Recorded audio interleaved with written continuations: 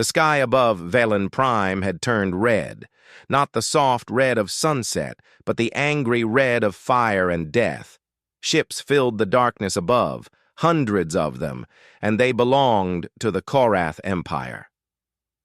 Ambassador Thylin stood at the window of the last tower, still standing in the capital city. Her 6 eyes watched the destruction below. Buildings that had stood for 1,000 years now crumbled into dust. Streets where children once played were now filled with smoke and ash. The screams of her people echoed through the burning night. The Velen were not warriors. They had never been warriors. For 10,000 years they had lived in peace. They built beautiful cities. They created art and music. They studied the stars and dreamed of friendship with other species across the galaxy. They had no weapons. They had no soldiers. They had only hope. Now, even hope was dying. "The shields are gone," said Elder Morath. He stood beside Thylin, his old body bent and tired. His voice was barely a whisper. "The last defense grid failed an hour ago. There is nothing left to stop them." Thylin did not answer. What could she say? She had sent messages to every species in the Galactic Council. She had begged for help. She had promised anything, everything, if someone would just come to save her people. No one answered. The Korath were too powerful, they said. The Velen were too far away, they said. It was not their war, they said. So the Velen died alone. Outside the tower, thousands of refugees gathered in the ruins. Mothers held their children close. Old ones sat in silence, waiting for the end. Young ones cried and asked questions that no one could answer. Why was this happening? What had they done wrong? Why did no one come to help? Thylin had no answers for them. A Korath warship passed overhead, so close that the tower shook. Its shadow blocked out what little light remained. Thylin could see the guns on its belly, could see the hatches opening to release more soldiers. The Korath were 7 feet tall, covered in thick armor that grew from their own skin. They had 4 arms and eyes that burned like hot coals. They lived only for war. They conquered planets for sport. The Velen were just another trophy. "We should have fought," Thylin said quietly. "We should have built weapons. We should have learned to kill." Elder Morath shook his head slowly. "Then we would not be Velen. We would be something else. Something worse. At least we would be alive." "Would we?" The old one looked at her with sad eyes. "There are many ways to die, child. Losing who you are is one of them." Thylin wanted to argue, but she knew he was right. The Velen had chosen peace a long time ago. They had believed that kindness was stronger than cruelty, that love was more powerful than hate, that the universe would reward those who refused to harm others. They had been wrong. A soldier burst through the door, his blue skin pale with fear. "Ambassador, the Korath are landing troops at the eastern gate. They will be here within the hour. We must evacuate the survivors deeper into the tunnels." "The tunnels will not save us," Thylin replied. "They will just make our death slower." "Then what do we do?" She had no answer. She looked out at her dying world and felt something break inside her. All those lives, all those dreams, all those futures that would never happen. Gone. All gone. And then the static came. Every screen in the tower flickered. Every communication device crackled with noise. Thylin thought it was the Korath jamming their signals, preparing for the final attack. But then a voice came through. A strange voice, speaking words that the universal translator struggled to understand. "Velen Prime. This is Admiral Park Taewoo of the United Earth Federation's 7th Fleet." Thylin froze. Humans. She knew about humans. Everyone in the galaxy knew about humans. They were a young species from a small planet in the outer spiral. They had only discovered faster-than-light travel 200 years ago. They were considered primitive by most of the older races, emotional, unpredictable, strange. "We received your distress beacon 3 days ago. the voice continued. It was calm and steady. "We know you are under attack. We know the Korath are there. We know no one else is coming to help you." Thylan's hearts began to beat faster. 3 days. It took most ships a week to reach Velan Prime from the nearest human colony. How had they come so fast? "Hold your position," the human said. "Protect your people as best you can. Keep them alive for just a little longer." Elder Morath grabbed Thylan's arm. "Is this real? Are they truly coming?" "We are entering your system now," Admiral Park Taewoo said. 47 ships, 7,000 soldiers. It is not much. The Korath have more. But we are coming anyway. Thylan felt tears forming in her eyes. She had called for help from ancient empires with fleets of thousands. They had refused. Now humans, with their tiny fleet and their young civilization, were rushing toward certain death to save strangers they had never met. "Why?" she whispered, though she knew he could not hear her. "Why would you do this?" As if answering her question, the human admiral spoke again. His voice was still calm, but now there was something else in it.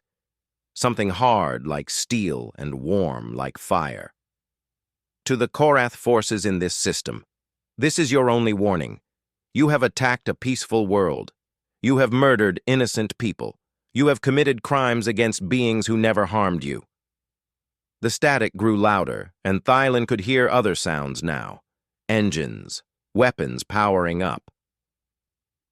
The sounds of a fleet preparing for war. "The Velan asked for help," Admiral Park Taewoo said. "That is all the reason we need. That is all the reason we will ever need."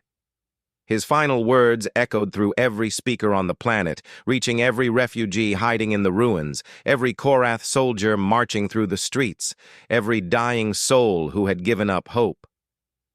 "We are humanity. We are coming, and we do not leave anyone behind." The transmission ended. Thylan looked up at the red sky and saw something new. Lights. Dozens of lights, appearing one by one as ships dropped out of faster-than-light travel. Small ships, weak ships, ships that had no chance against the Korath armada. But they had come anyway. For the first time in 3 days, Ambassador Thylan smiled. She did not know if humanity could win. She did not know if any of them would survive the night, but she knew one thing for certain. Hope was no longer gone. Someone had answered the call. Warlord Draven sat on his throne of bones and laughed.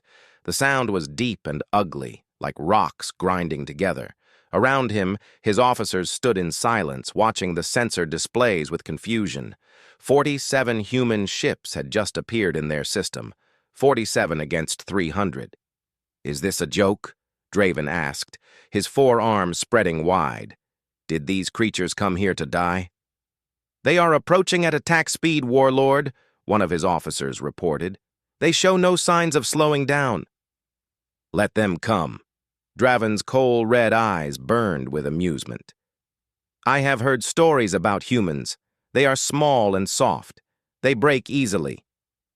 This will be good entertainment before we finish destroying this pathetic planet." The Korath had conquered 47 worlds. They had crushed species far older and stronger than humanity. Their ships were built for war, covered in thick armor and armed with weapons that could crack moons in half. What could a handful of human vessels do against such power? Draven was about to find out. Admiral Park Taewoo stood on the bridge of the UEF Indomitable with his hands behind his back. He was not a tall man. His hair was gray at the edges, and his face carried the lines of many years and many battles. But his eyes were sharp and clear, and his voice never shook. "Status report," he said calmly. Commander Kim Sora looked up from her console. She was young, barely 30, but she was the best tactical officer in the fleet. Her fingers moved across the controls like a musician playing an instrument. "Enemy fleet is holding position around Velan Prime, Admiral. They are not moving to intercept us. I think they want us to come to them." "Arrogant," Taewoo said. "Good. Arrogance makes people stupid. Sir, we are heavily outnumbered. Their ships are larger and better armed. Standard tactics suggest we should engage from distance and try to— We are not using standard tactics today, Commander. Taewoo turned to face his crew. Men and women from Earth, from Mars, from a dozen colonies across human space. All of them had volunteered for this mission.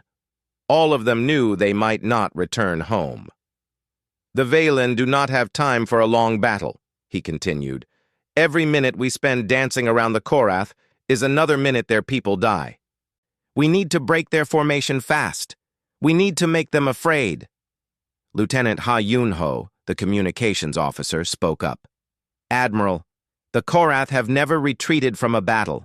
They do not know fear. Taewoo smiled. It was a cold smile, the smile of a man who had seen too much death to be afraid of anything. Then we will teach them. He pressed a button on his chair. All ships, this is the Admiral. We are going in close, full speed, no stopping. Aim for the gaps in their formation and punch through. Our job is not to destroy their fleet. Our job is to break their spirit. The human ships accelerated. The Korath watched with confusion as the small vessels rushed toward them. This was not how battles were fought. Ships were supposed to circle each other, firing from safe distances, looking for weaknesses. These humans were flying directly into the teeth of the enemy formation like they wanted to die. They are insane, Draven muttered. Fire all weapons. Destroy them. The Korath fleet opened fire. Space filled with beams of plasma and missiles that could vaporize steel. The human ships should have been destroyed in seconds. But the humans did not fly in straight lines. They twisted and turned, dancing between the deadly attacks with skill that seemed impossible. They had practiced this. They had trained for exactly this moment. The Indomitable took the lead, cutting through the Korath defensive line before the enemy could react. Behind it, the other human ships followed, spreading chaos through the enemy formation.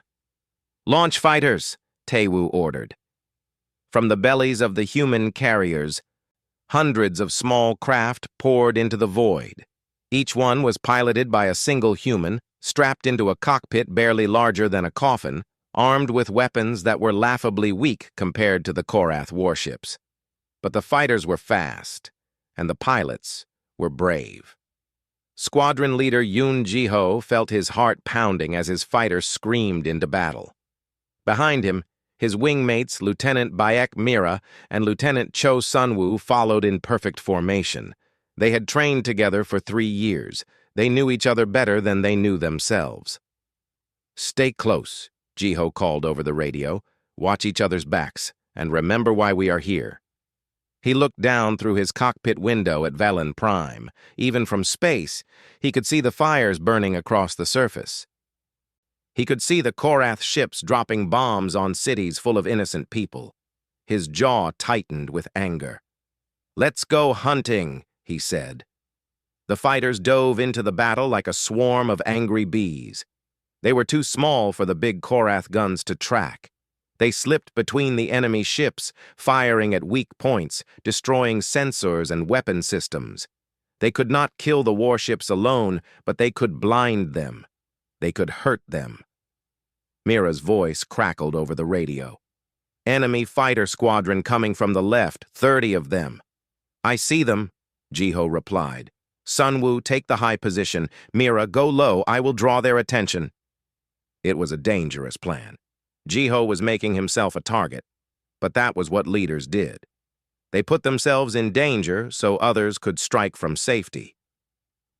The Korath fighters were bigger and more heavily armed, but they flew in rigid formations, following orders without thinking. The humans were different. They adapted. They improvised. They fought with creativity and courage. Ji-ho twisted his fighter through a series of impossible turns, lasers flashing past his cockpit. 2 Korath fighters followed him, so focused on the kill that they did not see Sunwoo dropping from above. 2 shots, 2 explosions. The enemy fighters became clouds of burning metal. Good work, Ji-ho said. Keep moving. There are more coming. Back on the Indomitable, Admiral Taewoo watched the battle unfold on the main screen. They were taking losses. He could see human ships exploding, could see the names of good men and women disappearing from the roster. Each death was a knife in his heart. But they were winning. The Korath formation was breaking apart. Ships that had been holding position were now scrambling to respond to attacks from all directions. The neat lines of the enemy fleet had become chaos. "Admiral," Commander Kim Sora reported, "the Korath flagship is moving. It is trying to restore order to their formation." Taewoo nodded. "Then we know our next target. All ships, focus on the flagship. Cut the head off the snake." The human fleet turned as one, driving toward the massive Korath command vessel where Warlord Draven sat on his throne of bones. He was not laughing anymore. The dropships fell from the sky like burning stars. Major Lihana gripped the handle above her seat as the small craft shook violently. Outside the tiny windows, fire streamed past as they tore through the atmosphere of Valen Prime. Around her, 50 soldiers sat in silence, their weapons ready, their faces hard. 30 seconds to landing," the pilot announced over the speakers. Hana looked at her troops, men and women from different countries, different backgrounds, different lives. But today they were all the same. Today they were soldiers of Earth, flying into hell to save people they had never met. Beside her sat Sergeant No Do-hyun. He was older than most of the squad, with a thick scar running down his cheek from a battle 10 years ago. He had fought in 6 campaigns and survived wounds that should have killed him 3 times. When younger soldiers asked him why he kept fighting, he always gave the same answer. "Because someone has to." "Major," Do-hyun said quietly, "what is our mission exactly?" Hana checked her rifle one more time. "There is a refugee camp near the capital. 50,000 civilians, mostly women and children. The Korath are advancing toward it. We need to establish a defensive line and hold until the fleet can break the enemy in orbit." "How long?" "As long as it takes." The dropship hit the ground hard. The doors flew open, and Hana was running before her boots touched Valen soil. The air smelled like smoke and blood. In the distance, she could hear explosions and screams. "Move!" she shouted. "Everyone to the perimeter!" Her soldiers spread out across the ruined streets, setting up barriers and weapon positions. They worked fast, faster than any army in the galaxy. Humans were not the strongest species. They were not the smartest or the most advanced, but they were adaptable. They could think on their feet. They could turn chaos into order in minutes. The refugee camp was a collection of broken buildings and torn tents. Thousands of Valen huddled together, watching the human soldiers with a mix of fear and confusion. They had never seen creatures like this before. Small, pink-skinned beings wearing heavy armor and carrying weapons that looked too big for their bodies. A young Valen child approached one of the soldiers, Private Kang Eunbi. Eunbi was barely 20 years old, the youngest in the squad. She had joined the military because she wanted to help people. She wanted to make a difference. The child said something in its own language, words that Eunbi's translator could not understand, but the meaning was clear in the child's eyes. "Are you here to save us?" Eunbi knelt down and removed her helmet. She smiled at the child, a warm and gentle smile. "It is okay," she said softly. "We are friends. We are here to protect you." The child did not understand the words, but it understood the smile. It reached out and touched Eunbi's face, feeling the strange, smooth skin of the human. Then it ran back to its mother, talking excitedly. Hana watched the exchange from across the camp. For a moment, her hard expression softened. This was why they were here. Not for glory, not for territory, not for resources. They were here for that child, for all the children, for everyone who could not fight for themselves. Then her radio crackled. "Major, Korath forces approaching from the east. 200 soldiers. They will reach our position in 10 minutes. Hana's expression hardened again. "Everyone to defensive positions. We hold here." No one gets through. Ambassador Thylan found Hana near the eastern barrier. The human woman was checking her weapon, making sure every part was working perfectly. Thylan had seen many species in her long life, but she had never seen anything like this. "You came," Thylan said. "Your people actually came." Hana looked up. "You called for help. That is all the reason we need." "But why?" Thylan's 6 eyes were filled with confusion. "We have nothing to offer you. We cannot pay you. We cannot give you technology or resources. We are not your allies. We are strangers." Hana finished checking her weapon and stood up. She was shorter than Thylan, smaller in every way. But there was something in her eyes that made her seem larger than any warrior Thylan had ever seen. "I am going to tell you something about humans," Hana said. "We are not the oldest species in the galaxy. We are not the wisest. We are not the strongest. But we have one thing that most species do not have." "What is that?" "We remember what it feels like to be weak." Thylan did not understand. Hana continued. "A long time ago, on our home planet, we were prey. We were hunted by creatures bigger and faster and stronger than us. We survived because we learned to work together. We learned to protect each other. The strong protected the weak. The many protected the few. That is who we are. That is what makes us human." In the distance, the ground began to shake. The Korath were coming. "I cannot promise we will win," Hana said. "I cannot promise we will survive. But I can promise you this. We will fight. We will fight until our last breath. And we will not let them take your people while we still stand." She put on her helmet and raised her weapon. Around her, her soldiers did the same. 50 humans against 200 Korath warriors. The Korath appeared at the end of the street. They were massive, 7 feet tall, with armor that grew from their own skin and weapons that glowed with deadly energy. They roared as they charged, a sound like thunder mixed with hatred. Sergeant Doyun stepped up beside Hana. "Orders, Major?" Hana smiled behind her helmet. It was not a happy smile. It was the smile of a soldier who had accepted what was coming. "Hold the line," she said, "whatever it takes." She pulled the trigger. The first Korath fell, then the second. Her soldiers opened fire, filling the street with light and noise. The Korath returned fire. Plasma bolts burning through the air. Private Yunbi took a position near the barrier, firing at any enemy that came too close. Sergeant Do-Yun moved between positions, helping where he was needed, shooting with deadly accuracy. The Korath kept coming. For every one that fell, 2 more took its place. They were bigger, stronger, better armed. But the humans did not retreat. Behind the defensive line, the Valen refugees watched in stunned silence. These small creatures, these humans, were fighting and dying for them. They threw themselves into battle against impossible odds, not because they had to, but because they chose to. Thylan watched a human soldier fall, wounded by a plasma bolt. Before the Korath could finish him, 2 other humans rushed forward, dragging their friend to safety while firing at the enemy. They did not leave him behind.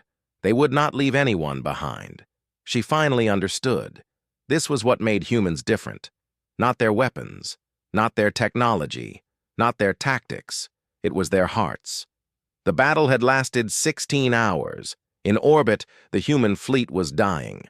Of the 47 ships that had arrived, only 23 remained. The rest were scattered across space in pieces, their crews gone, their lights dark forever. Admiral Park Tae-woo stood on the bridge of the Indomitable as fire burned around him. A Korath missile had hit them 3 hours ago, tearing through the outer hull and killing half the bridge crew. Blood ran down the side of his face from a wound he had not bothered to treat. There was no time for that. There was no time for anything except the fight. "Damage report," he said, his voice hoarse but steady. Lieutenant Ha Yun-ho looked up from his console. The young man's uniform was torn and burned, but he was still at his post, still doing his job. "We have lost engines 2 and 3, Admiral. Hull integrity at 40%. Life support is failing on decks 4 through 7. We have maybe an hour before the ship breaks apart. Taewoo nodded slowly. 1 hour. It would have to be enough. On the main screen, the Korath flagship sat in the center of the battle like a great metal mountain. Warlord Draven's ship was the key to everything. If they could destroy it, the Korath fleet would fall into chaos. Their rigid command structure would collapse. The enemy would retreat or scatter. But the flagship was protected by a wall of warships. Every time the humans got close, they were pushed back by overwhelming firepower. Commander Kim Sora, Taewoo said, status of our remaining ships. Sora's hands shook slightly as she worked her console, but her voice was calm. 23 ships still fighting, Admiral. 14 are heavily damaged. The Korath have lost 92 ships, but they still outnumber us 8-1. And our fighters? Sora was quiet for a moment. When she spoke, her voice was softer. Squadron leader Yoon Ji-ho is still alive. His wing has been reduced to 7 pilots. They are requesting permission to return to the carriers for resupply. Taewoo closed his eyes. 7 pilots. There had been over 100 fighters at the start of the battle. All those young lives gone in a flash of light and fire. Tell them to return, he said. They have done more than enough. But even as he gave the order, he knew the truth. There was not enough time. There were not enough ships. The Korath were too strong. They were going to lose. Down on the surface of Valen Prime, Major Lee Hana was coming to the same conclusion. Her ammunition was almost gone. Her rifle had overheated twice, and now it barely worked. Around her, the defensive line was crumbling. Of the 50 soldiers who had landed with her, only 31 remained standing. The rest were dead or too wounded to fight. The Korath had sent wave after wave of warriors against their position. Each wave was pushed back, but each wave took more human lives. The ground was covered with bodies, both alien and human, and the air smelled like burning metal and death. Sergeant No Do-yun crouched beside her, reloading his weapon with hands that trembled from exhaustion. He had been fighting for 16 hours without rest. They all had. Major, he said quietly, they are preparing another attack. Bigger this time. At least 300 of them. Hana looked at her remaining soldiers. They were tired. They were hurt. Some of them were barely standing, but none of them had run. None of them had given up. Then we fight 300, she said. Hana. Do-yun used her first name, something he never did in combat. His voice was gentle. We cannot win this. You know that. I know. Then why do we keep fighting? She turned to look at the refugee camp behind them. Thousands of Valen huddled in fear, waiting to see if they would live or die. Children who would never grow up. Families who would never see another sunrise. Because every minute we fight is another minute they survive, Hana said. Because maybe, somewhere up there, the Admiral will find a way to win. Because that is what we do. We hold the line until there is no line left to hold. Do-hyun nodded slowly. Then he smiled, a tired smile full of pain and pride. It has been an honor, Major. The honor is mine, Sergeant, the Korath charged. 300 warriors roaring with bloodlust, their weapons blazing. Hana and her soldiers opened fire, cutting down the first wave, then the second. But there were too many. The defensive line began to break. A Korath warrior broke through, swinging a massive blade toward a group of wounded soldiers. Sergeant Do-hyun threw himself in front of the attack, taking the blade in his chest. He did not scream. He simply raised his weapon and fired, killing the Korath before falling to the ground. Hana screamed his name, but there was no time to mourn. More enemies were coming. Private Kang Yunbi held her position at the eastern barrier, alone now, her squad mates dead around her. She had run out of ammunition for her rifle, so she had picked up weapons from the fallen. Korath weapons, human weapons, anything she could fire. The enemy came for her again and again. She killed them again and again. For 40 minutes, she held that barrier by herself. One young woman against an army. When reinforcements finally arrived from another position, they found her still standing, surrounded by the bodies of 17 Korath warriors. She was crying, but she had not run. In orbit, Admiral Tae-woo watched his fleet dying and made a decision. "All ships," he said over the communication channel. "This is the Admiral. I am ordering a final assault on the Korath flagship. Every ship that can still fight, follow me. We end this now." Commander Sora looked at him with wide eyes. "Admiral, the Indomitable will not survive that attack. We will be destroyed." "I know." Tae-woo stood straighter, ignoring the pain in his body. "But if we can destroy the flagship, the rest of the fleet will fall apart. The ground forces will have a chance. The Valen will have a chance. Sir, there must be another way. There is no other way." He looked at his crew, at the men and women who had followed him into this impossible battle. "I am not ordering any of you to come with me. Anyone who wants to leave, go now. No one will think less of you." No one moved. Lieutenant Yunho spoke first. "We came here to save people, Admiral. We are not leaving until the job is done." One by one, the crew nodded their agreement. Tae-woo felt his eyes burning with tears he would not let fall. "Then let us finish this. Set course for the Korath flagship. All power to forward weapons." The Indomitable turned toward the enemy, its damaged engines burning with everything they had left. Behind it, the surviving human ships followed, 19 vessels against 300. But they were not fighting for victory anymore. They were fighting for hope. Warlord Draven stood on the bridge of his flagship and watched the human ships approaching. They were broken, burning, barely able to fly. Any sane enemy would have retreated hours ago. Any smart enemy would have accepted defeat. But these humans kept coming. "Destroy them," Draven ordered, but his voice had lost its confidence. Something cold had settled in his chest, something he had not felt in 300 years of conquest. Fear. The human flagship, the Indomitable, led the charge. It was a wreck of twisted metal and fire, held together by nothing but willpower and desperate hope. But its weapons were still firing, still hitting their targets with terrible accuracy. Admiral Park Tae-woo stood at the center of his ruined bridge. Blood covered half his face. His left arm hung useless at his side, broken by falling debris. Around him, his crew worked their stations even as the ship fell apart around them. "Distance to target," he said calmly. 2,000 kilometers, Commander Kim Sora replied. Her console was sparking, and she had burns on her hands, but her voice was steady. "We are in range for the main cannons. Fire everything. Every weapon we have. Do not stop until we are dead or they are."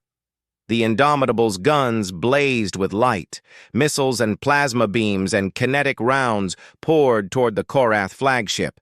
The other human ships added their own fire, creating a storm of destruction that nothing could survive. The Korath flagship's shields flickered. Then they failed. The first human missiles hit the enemy ship, tearing holes in its armor. The second wave hit the engine section, causing explosions that rippled across the massive vessel. The third wave hit the bridge. Warlord Draven had one moment to understand what was happening.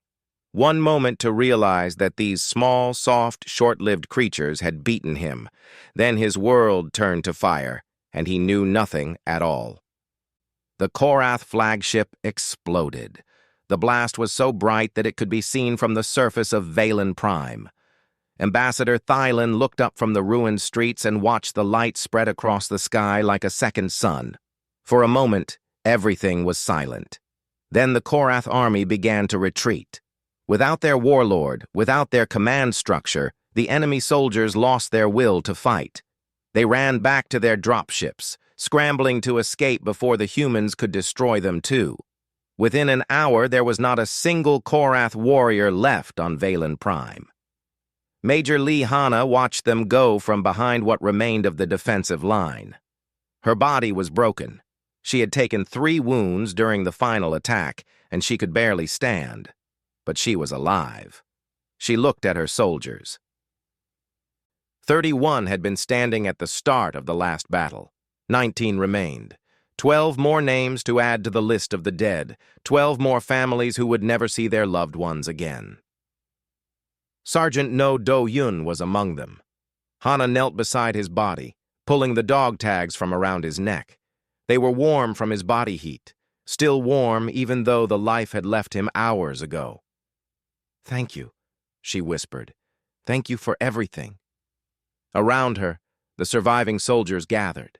They were exhausted, wounded, some of them barely conscious.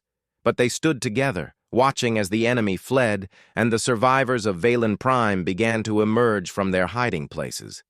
Private Kang Yunbi walked over to stand beside Hana. The young woman's face was covered in dirt and tears, but her eyes were dry now. She had no more tears left to cry. "Major," Yunbi said quietly, "did we win?" Hana looked up at the sky, where the last Korath ships were fleeing into the darkness of space. She thought about the price they had paid, the lives lost, the friends gone forever. "Yes," she said finally, "we won." In orbit, Admiral Park Tae-woo floated in an escape pod, watching the remains of the Indomitable drift apart. The ship had lasted just long enough to fire its final shots, then broken in 2. Most of the crew had made it to the escape pods. Most, but not all. Lieutenant Ha Yunho was gone. Commander Sora had made it, but she was badly wounded.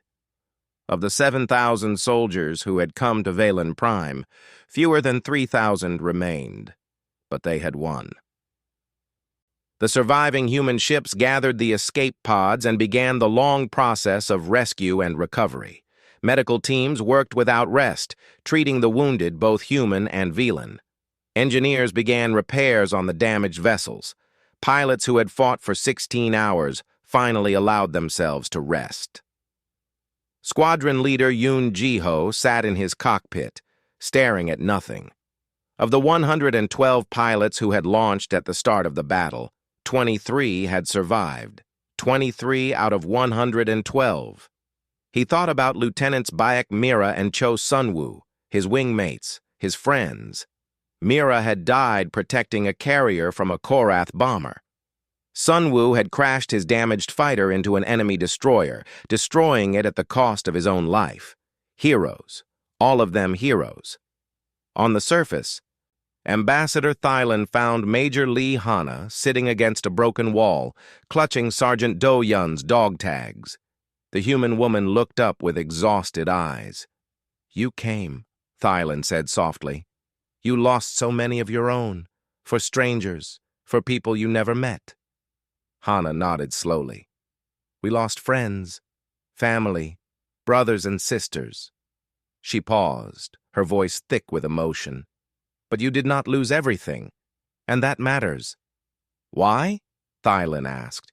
It was the same question she had asked before the battle, but now it carried a different weight. "Why do humans do this?" Hana was quiet for a long moment. Then she smiled. It was a small, sad smile, but it was real. "Because someone once told me that the measure of a species is not how they treat their allies. It is how they treat strangers who have nothing to offer but a cry for help." She struggled to her feet, wincing from her wounds. "We are not the oldest species. We are not the wisest. We are not the strongest. But we do not leave people behind. Ever." Above them, human rescue shuttles descended from the sky, bringing supplies and medicine and hope. The sun rose over Valen Prime. It was the first sunrise in days that was not blocked by smoke and fire. The light spread across the ruined cities, touching the faces of survivors who had thought they would never see morning again. The Galactic Council would debate humanity's actions for years. Some called them reckless. Some called them foolish. Some said they had thrown away thousands of lives for nothing. The Valen called them heroes. and across the galaxy. Species who had once dismissed humanity as primitive and insignificant began to see them differently. These strange, small creatures from the outer spiral carried something powerful within them. Not technology, not numbers, not superior weapons. Heart. Elder Morath stood beside Ambassador Thylon, watching the human soldiers help Velan survivors find food and shelter. He had lived for 500 years and seen many things, but he had never seen anything like this. "They are remarkable," he said quietly. Thylon nodded. "They are human." And for the first time in 10,000 years, the Velan did not stand alone. They had found something better than allies. They had found friends.